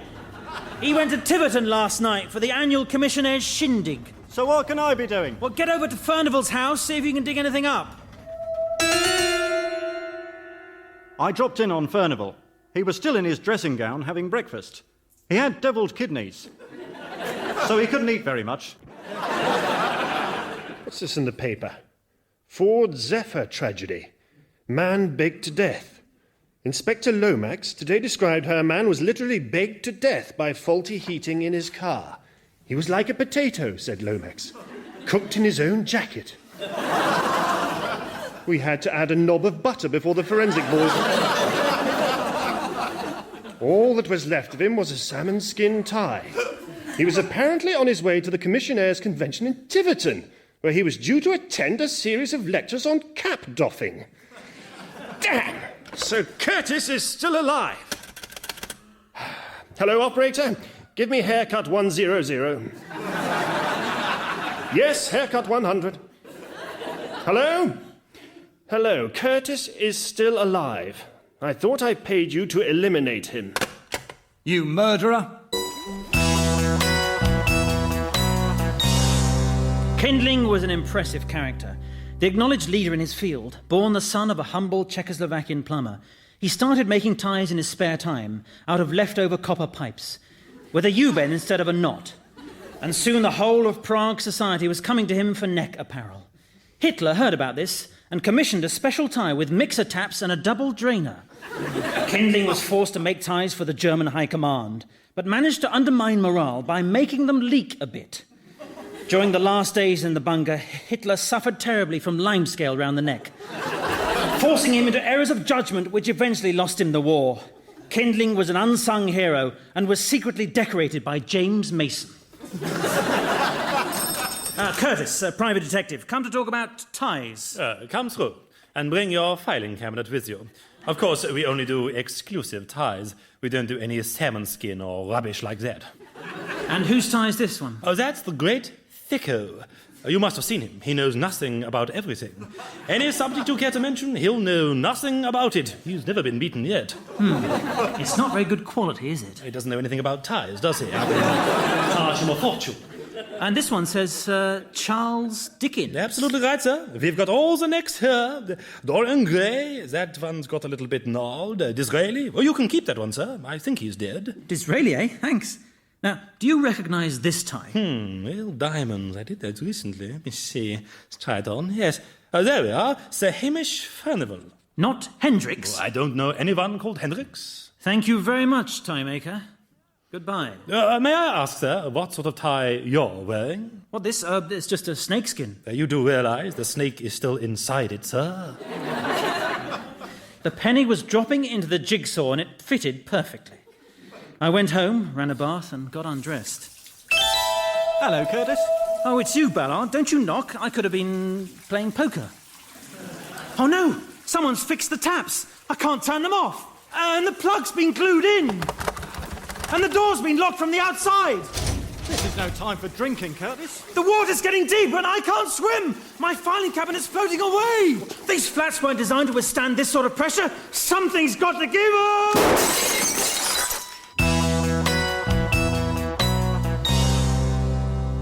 is the BBC Home Service, and here is the news. In Paris this morning, General de Gaulle is beginning his third day on top of the Eiffel Tower.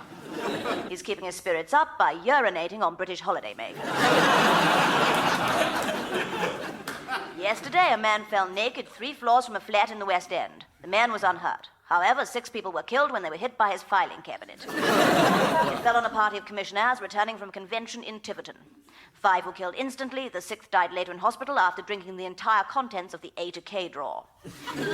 Inspector Lomax was quoted as saying that more lives could have been saved if they hadn't been doffing their caps at the time. This brings to 7 the total number of commissionaires killed this week. And now, the football. Curses!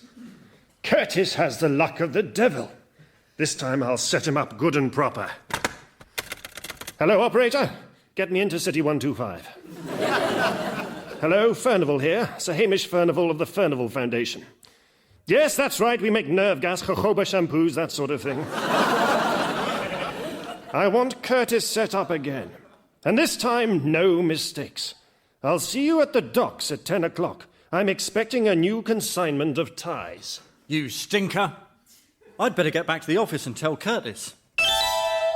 Curtis, Furnival's trying to set you up. We've got to get down to the docks. Furnival's expecting a big shipment at 10 o'clock. It's 5 to 10 now. I've got to get there. I know, I'll take the steamroller. No, you'll never get there on time. I'll tell you what, I'll blow you. Careful. Oh, thanks a lot, Ballard. You've blown all my clothes off as well. Well, I've got you to the docks, haven't I? Oh, no, there's a policeman. I've got to cover myself up with something. Let's see, I'll use this. Good thinking. The cat's not very happy. Well, try stroking it. Oh, all right. He likes that. Morning, sir. Morning, Constable. I see you're not wearing a tie, sir. No, I'm wearing a cat. Oh.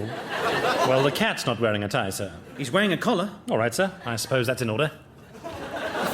Well done, Curtis. How am I going to get into the warehouse? Well, blag your way in at the gate.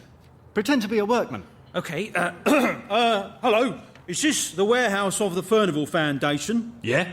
I'm from Customs. I've come to check the napalm, phyllo pastry, that sort of thing. Hey?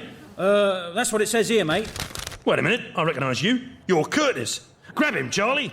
Kick him, Charlie. Oof! Well, that shouldn't have hurt. He just kicked the cat. I know, but he's digging his claws in. Shove him in the cellar, Charlie. Right.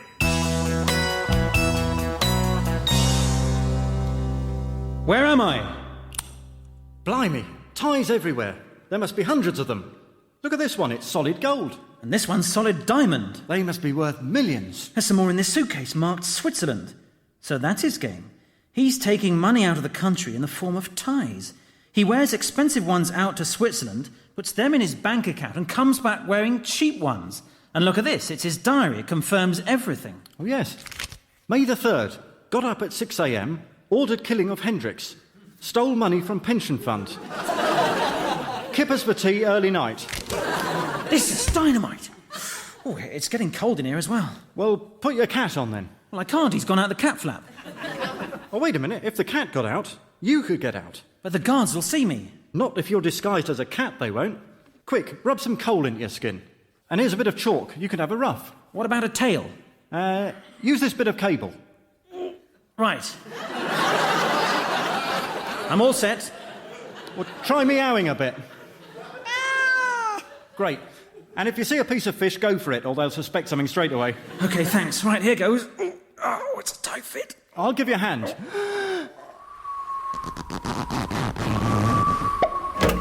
I'll go and warn the police. Curtis, what are you doing back here? There's a ruddy great poodle out there. Nearly bit me tail off. Well, what are we going to do now? Hello, Mr. Curtis. We meet again. But I'll have to kill you soon. Drink up. It'll be your last. No, it won't. I'm just having another. I suppose you've worked it all out by now. I've been siphoning millions out of the pension fund. Yes, I know. You've been smuggling it abroad in the form of expensive neckties. You're cleverer than I thought. It's a shame you're going to have to die. Listen, I'll go and see if I can get help. Time was running out. Desperate measures were called for, so I blew Inspector Lomax and Angie to the warehouse. Unfortunately, I blew so hard I blew their clothes off as well. It's all right, Curtis. Angie and Lomax are here. What's going on here? Where are my clothes? How did you get here? Seem to have been blown here by a freak gust of wind. Curtis, you're naked. So are you, and so's Angie. Enough! You're all going to die. Achoo! What is it? Damn it, my allergy to cats. Achoo! Meow. Stop it! Stop it! Meow! Stop it, I say! Achoo! He's got the gun, Curtis. Go for him. I'll sneak up behind him and smash a vase over his head. No, we can't afford the breakages. Okay, what about this then?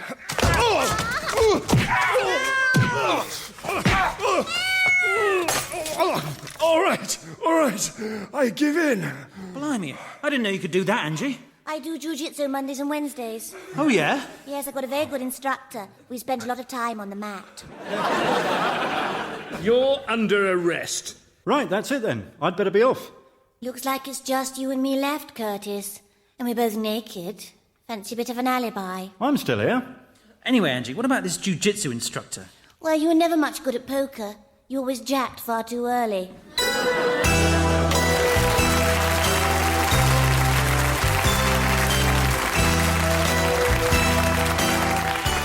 That was Curtis and Ballard Deceased, written by John Irwin and Neil Mullarkey, starring Neil Mullarkey as Curtis, John Irwin as Ballard, Morwenna Banks as Angie, Robert Harley as Furnival, Chris England as Lomax, Lee Simpson as Kindling, the Commissioner, and others, with Sir Anthony Hopkins as Charlie.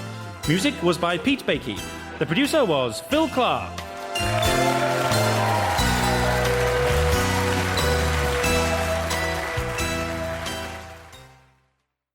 I am not a number.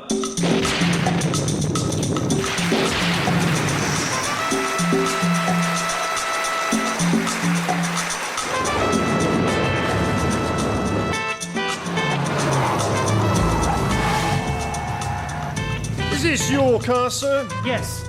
In a bit of a hurry, are we? Yes, officer. I'm on my way to resign. And then I expect they want to know about why I resigned. I'm in a highly sensitive job. I know a lot.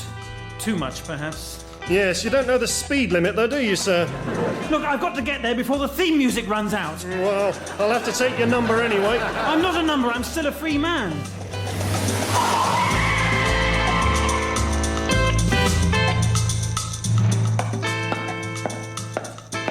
The resignations office is just along this corridor. It was an extremely long corridor. It took me 2 weeks to get to the end of it. I resign. All right, then, here's your P45. Don't you want to know why I'm resigning? No, you made all that clear in your letter. Seems fair enough. Is that it? Where are you? In the village. What do you want? I want to live here. And so here I was at last, in the village. The oppressive atmosphere, the air of mistrust, the constant surveillance. A bit like the Virgin Megastore. Then this fellow approached me. He had a very strange haircut. He had 3 partings. I was rather impressed.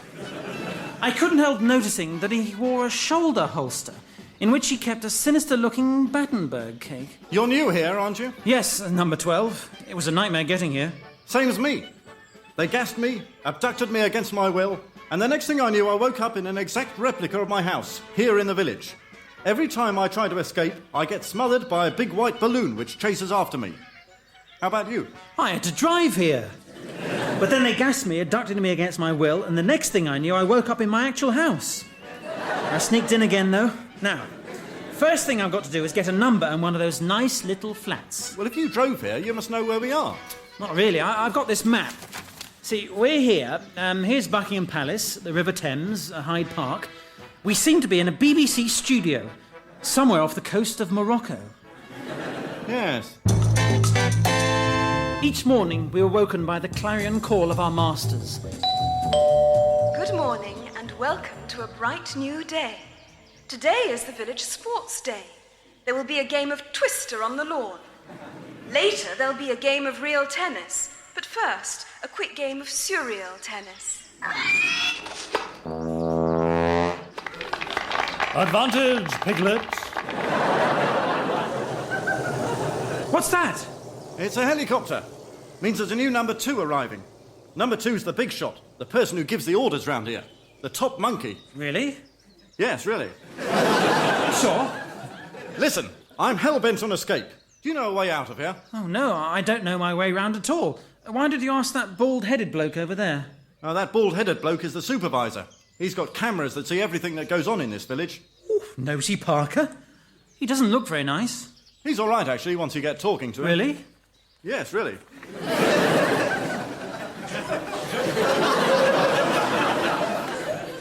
You know there's a blind spot, somewhere where the cameras can't see you. Where is it? It's on top of number 86's wardrobe. It gets a bit crowded up there, what with everyone smoking and playing records. Number 86 gets a bit cheesed off. Who are these observers? And who watches the watcher? Who monitors the monitor? And the observer, who reads that? Tracking. Who is that prat? Which one, Baldy? Don't call me Baldy in the observation room. Sorry, which prat? The one without a number. Oh, yes, him. Talking to the bloke with the absurd hair, with 3 partings. 3 partings? How does he do that? I don't know. But that bloke shouldn't be here if he hasn't got a number. I've already sent him home once. He must have come back in through that hole in the fence. Will the owner of the Mini Moke, registration number 146, please move it, as it is blocking the path of the big white balloon? I was under observation. I had to get a number. I went to the number allocation room. Can I help you, number... I am not a number. Oh, well, you must be a free man then. You can go home. I don't want to go home. I want to be a number. Without a number, I haven't got an identity. There are some numbers there, look, on your desk. Can't I have one of them? Oh, no, they've all been allocated. Well, couldn't I be in number 69? No, there's a waiting list for that one. That's the most popular number in the village. I'll tell you what, I can let you have this 87, but if you want to jazz it up a bit, you can turn it upside down and change the 7 into a 4 with a felt tip, and it'll look like a 48. 48? Ace! Yeah, but don't let the real number 48 catch you wearing it. He's a big bloke, he'll murder you. Who is number 1? You are number 48. Greetings. Please listen carefully. Will that man pretending to be number 48 please go home? That's you, isn't it? Oh, no, don't worry, it's nothing. I suppose you'll be wanting to know why I resigned, then. No, you made all that quite clear in your letter. Don't I know too much? No, you don't know enough. I can tell you a few things if you like. What about him over there? I bet I know more than him. No, he knows more than he thinks. Really? You wouldn't know by looking at him. Well, how do you know I don't know more than I think? No, you know less than you think. Do I? You see, you don't even know that. Oh. Look out, here comes that big bloke I was telling you about. You better scarper. So now I had a number, I was safe. But I'd noticed something strange about number 12. He didn't seem to like it here. He wanted to escape. He spent most of his time on 86's wardrobe trying to avoid playing Twister and going to the sand dunes looking furtive. He invited me back to his flat. It was an exact replica of his own home. Unfortunately, when he was abducted, he was living in a bed and breakfast. They'd gone to a lot of trouble to replicate it, even down to the landlady. Oh, no baths after 6 o'clock, no using the toilet after 11. Ah, Mrs. Brownshirt. I was wondering about breakfast. Rissoles. I was only asking. I could put up with breakfast at 5 o'clock. Compulsory yellow nylon sheets. The constant smell of cabbage wafting from her husband. But what really got me was having to share a room with a salesman from Barnsley. Have you seen these ceiling tiles? I've got some samples. Hard-wearing, inflammable, classic yet modern, decorative yet plain. I think number 48 was impressed. I showed him my comb. I'm going to use it in my next escape attempt. Tomorrow I may show him my pork pie hidden in the sand dunes. I've also got a rope ladder, but number 2 will never find it because it's disguised as a shortwave radio transmitter. I did have a compass, so I ended up going round in circles. My shoes were magnetic. Number 48 started playing the stylophone. At first, I thought it was a bizarre escape attempt, but then it began to dawn on me that he just enjoyed playing the stylophone. But it's given me an idea. I'm going to start playing the drums very loud late at night so the neighbours will complain and I'll be sent home in disgrace. And so the days passed. I hadn't got to the bottom of number 12's escape bids. Shut it! Oh, keep it down! That's number 12, practicing his drumming. Another of his attempts was foiled when he was wearing his magnetic shoes and got stuck to number 2's fridge. Good morning, citizens. Welcome to a bright new day. The Time and Space Committee has decided that all clocks should be put forward by 17 minutes. Number 2 adjusted his watch this morning and was the first man to reach 10 o'clock. Better put our watches forward, I suppose? I don't see why we should. Our time is our own. I'm going to stick to the old time. Well, that means you'll be 17 minutes late for everything. That's a small price to pay for remaining an individual. You'll miss last orders at the pub. Will I? Oh, well, I've been barred anyway. It's my haircut. Reduces sales, apparently. Look at last month. The Time and Space Committee decided every day should be Tuesday. It was to increase efficiency. But Tuesday is my big shop day. I've bought so much shopping I can't get into my flat now. The back bedroom's full of Battenbergs. Battenbergs? I thought there was a shortage. People would be going mad trying to get their hands on a Battenberg cake. I love Battenberg, especially the marzipan bit round the sides. They'll be very useful when I want to escape. I'll need supplies. Oh, no, I've got to get out of here. There's that big bloke. Tracking. Put it on the screen, will you? Righto, Baldy. Don't call me Baldy. Oh, look at that man. He slipped on that patch of oil, he's torn his jacket, and now he's fallen in the pond. Close in, see who it is. It's number 13, sir. Oh, 13. Him again. Anything else to report? Yes, sir. I saw number 48 running very fast across the dunes. Oh, was he trying to escape? No, that big bloke was after him. Later on, he gave a lecture on why he resigned. He's made all that clear in his letter. Yes, but now he's got slides. Hasn't he heard the tannoy announcements telling him to go home? Yes. We thought he was going when we spotted him near the perimeter, but all he was doing was mending a hole in the fence. Oh, there's number 12. Oh, yeah, number 12. Now, he's a different kettle of fish. Where are those videotapes of his latest escape attempts? They're ready to go, sir. Let's have a look. He seems to be searching for something. This was when he was going to prick the big white balloon. He got hold of a needle and then he hid it in a haystack. Here's another attempt. And why is he digging here? Well, we thought at first he was digging a tunnel, but it turned out he was building a mountain. He was going to hang glide off it. This was a bank holiday. Yes. We don't quite know what he's doing here. What are we going to do about number 12? What are we going to do about number 48? Yes. One's hell-bent on escape, the other hell-bent on staying here. They're opposite sides of the same coin. So who's the bit round the side of the coin? Pawn to King 4. Knight to Queen's Bishop 5. What's going on over there? That's the human chess. So they use humans as pieces? Yes. Rook to Knight 7. Takes. What's happening? He's been taken. He's got to go back to the box. The Life and Death Committee have decided to review their decision about number 63. He will be dug up tomorrow morning. I love it here. It's everything I dreamed it would be. You know who your friends are in the village? Nobody. I thought number 12 might be my friend, but he spends hours combing his hair, getting the angles just right. Every so often they have a new number 2. Now that's a job I'd like to do. You get to live in the Green Dome and issue edicts when you feel like it. Now, did I tell you about why I resigned? What happened was, I got this... number 48. I've just hit upon a foolproof escape plan. What? I'm going to become the new number 2. You, number 2? Yes, it's perfect. Then I can escape in the helicopter, and I'll fly somewhere they'll never find me in a million years. What, the Virgin Megastore? No, Budapest. I know a safe house there. Listen, I've got it all worked out. I've got enough Battenbergs to last me 17 days. I'll chop them up on the rotor blades.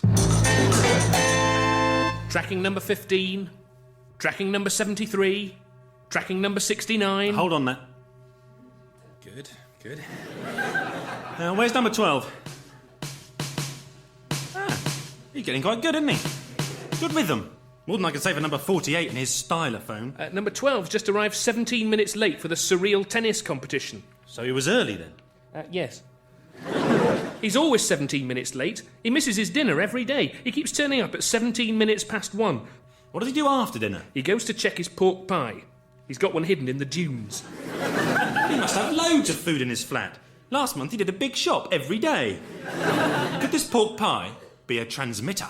No, sir. Forensics took it to pieces. It is just a pork pie with an egg right through the middle. How do they do that? I don't know, sir. They're working on it. I see. Number 12 ran out of money, so he tried to take all his Battenbergs back to the shop, but they wouldn't take them because he'd licked all the marzipan off. Have the Mind and Body Committee come up with anything on number 12? Yes, sir. Here's their personality profile. I see. He's got resourcefulness, initiative, and a pork pie. Somehow, I don't think he's really number 2 material. Number 48, please leave the village. There's a helicopter waiting to take you home. I managed to escape the helicopter with a clever ruse. I hid the pilot behind some bushes. Meanwhile, number 12 was applying for the job of number 2. Come in, number 12. Have a seat. Thank you. We've been studying your CV, and it makes interesting reading. Now, you started off as number 107, then you moved up to 83, then 56, a high flyer. But then you slipped back to 74. Why was that? I just fancied a change. I thought it'd be a good experience being number 74. Come. Wasn't it because you ran over number 2 in your mini moke, then ran off without leaving your number? But he should have been looking. Quite. And your hobbies? You've listed as numbers 81, 19 and 57. Nice little numbers, those three, aren't they? Thank you, sir. Would you like a cup of tea, number 12? No, thank you. Oh, thank you. No. Number 12? Why have you got a pork pie hidden in the sand dunes? It's not mine.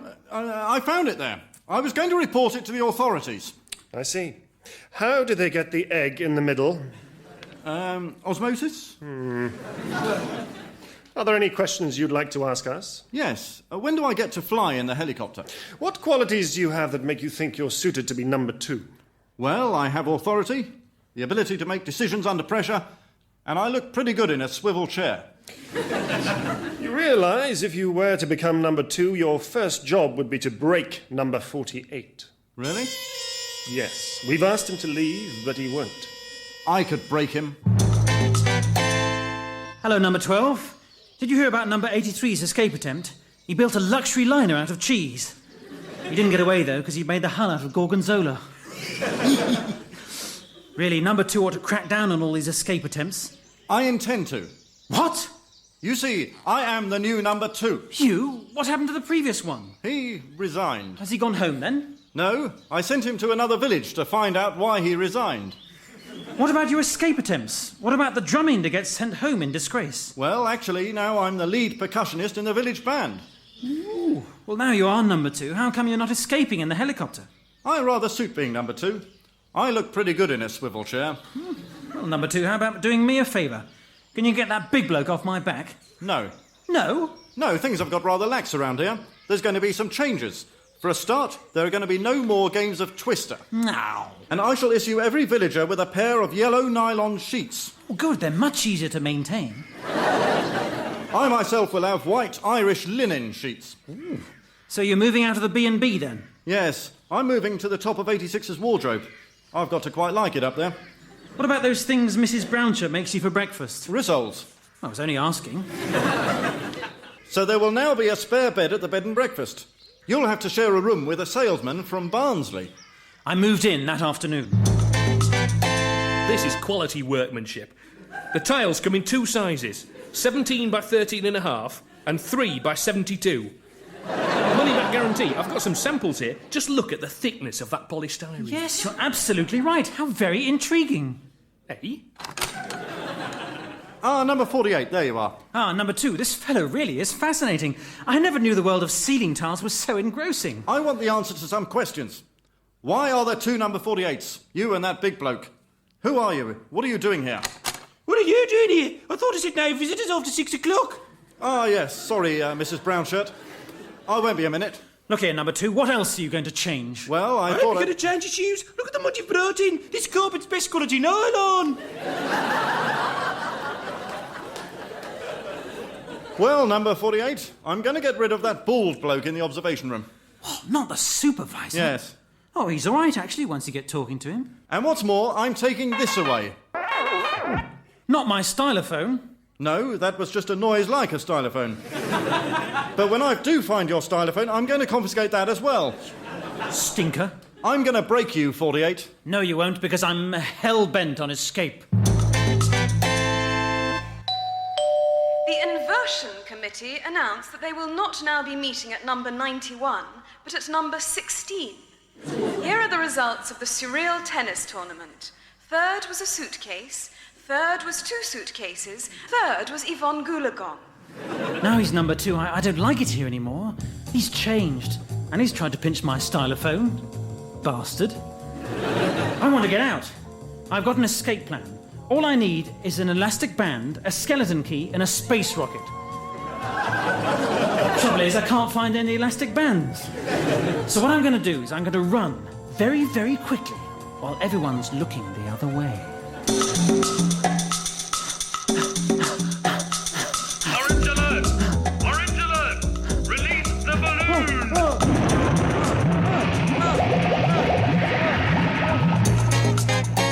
I was caught. My mistake had been to take a few personal effects with me. Unfortunately, the removal van broke down halfway across the sand dunes. The Ambidextrous Group announced that it will be having its cake and eating it later this afternoon. Hello? Yes, sir. We're going to find out just exactly what number 48's doing here. But, sir, I have to give him the maximum dosage. His resistance is very high. Nurse, I want you to go to the drugs cupboard and get me something. I'm going to a party tonight. Yes, sir. And get me some more of the truth drug for number 48. Yes, sir. Oh, and while you're there, get me some little white lie drug as well. I've got to explain why I'm going to be late home tonight. Yes, sir. Hello? Hello, number 48. Come up to the Green Dome and have some brunch. Ah, there you are, number 48. That was a foolish escape plan of yours. You should have waited till everyone was looking the other way. And it was a bad move taking that Chesterfield settee with you. If you just stuck to the occasional tables, you'd have been all right. Yes. Tea? No, thank you. Oh, thank you. It's not drugged, is it? No, no. Okay.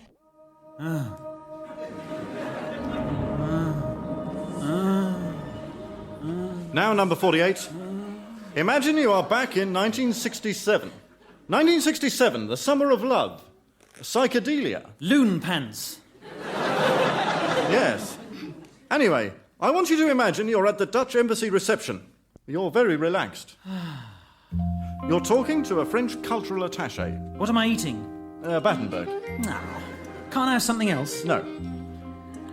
He's discussing the Middle East crisis. Can I have some tea, please? This Battenberg's a bit dry. Yes, pour yourself some tea. Does the cultural attaché want some tea too? Yes, give him a cup. Milk and sugar? Yes. Now, he's asking your opinion on Algeria. Oh, this tea's too hot. Oh, that's a nice picture above the fireplace. I think it's been redecorated since I was last here. Oh, and the cultural attaché's wife looks nice. Oh, no, we've given him the going off at a tangent pills. Is that a dado rail? Forget the dado rail. Imagine it's 17 minutes later. You're talking to the Chinese foreign minister. Uh-huh. Oh, yes. Oh, absolutely, Your Grace. Yeah, oh, I couldn't agree more. Well, what's he saying? I don't know. I don't understand Chinese. We're going to have to increase the dosage. Nurse, the syringe. Yes, sir. No, not me. Oh, no. Oh, no. I think I'm going to have to go and have a lie down. Thank goodness the interrogation had failed. But he was hell-bent on breaking me. He stepped up his oppressive regime. Mrs. Brownshirt was put in charge of security. She put nylon carpet in every flat, a greasy headboard on every bed in the village, and turned off the hot water at 10 o'clock, having only turned it on at 10:02. But the worst thing was that he'd eventually found my stylophone after doing a routine search of the sand dunes. I had to escape or break him in turn. Number 48, won't you join me for brunch in the Green Dome? Ace, see you there in... 17 minutes? On my way, I bumped into Baldy. He had an interesting proposition. Here I was in the Green Dome. It was a bit difficult getting there, as he'd moved it to the top of number 86's wardrobe. Take a seat, 48. The Mind and Body Committee have come up with a personality profile on you. Knows nothing. Wants to know something.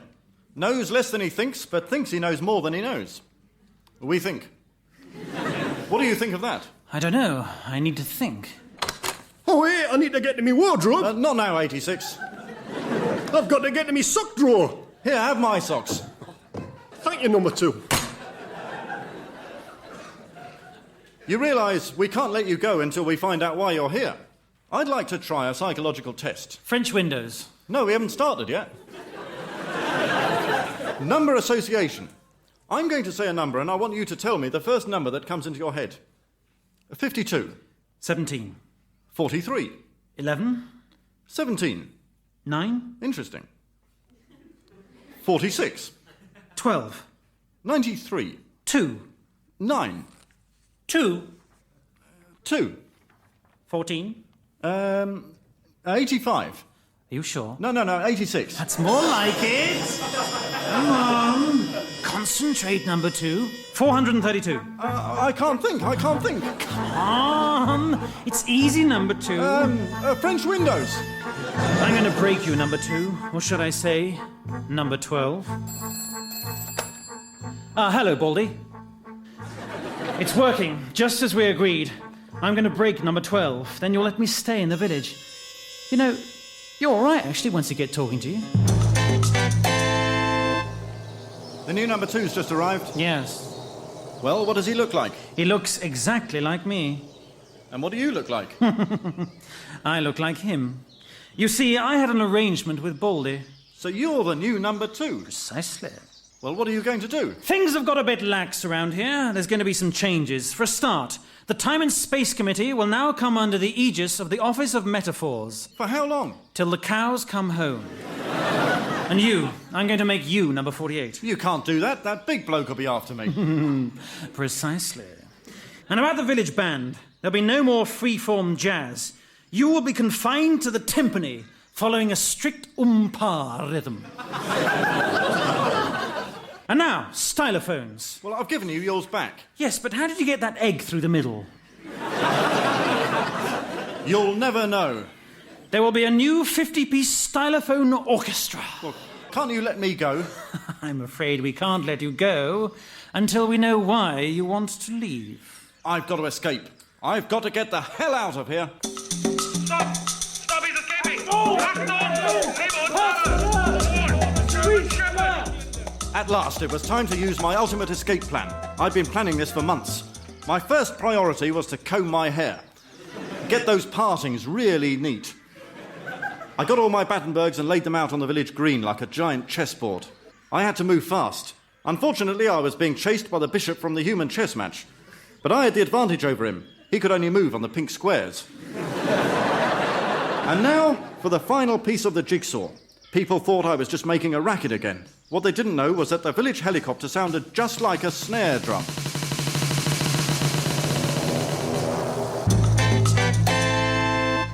Tracking. We're picking up a lot of static, sir. It's all those nylon carpets Mrs. Brownship made us have. What's number 12 got up to?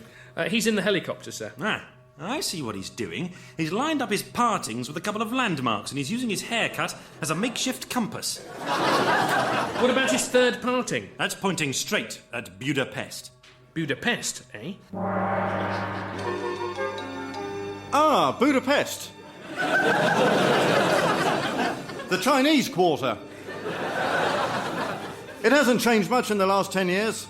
I remember the town hall, that shop, that audience. Now, if I remember rightly, there's a charming little cafe just around this corner. Oh, they've turned it into a Virgin megastore. Hello, number 12. What are you doing in Budapest? Budapest?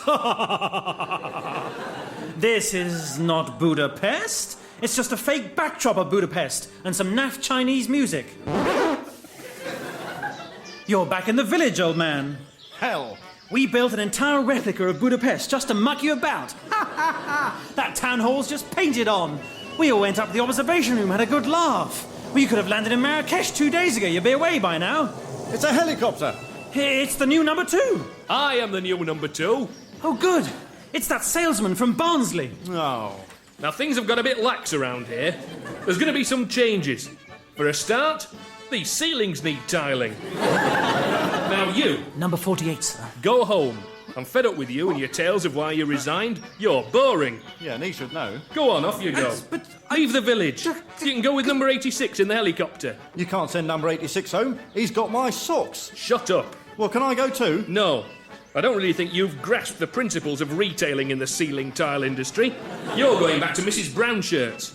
If you hurry, you'll be back in time for dinner. Rissoles. There's no need to take that attitude. You settling back into your job? Yes, thank you, sir. Good, good. There's just one thing we need to know. Yes? Why did you leave the village?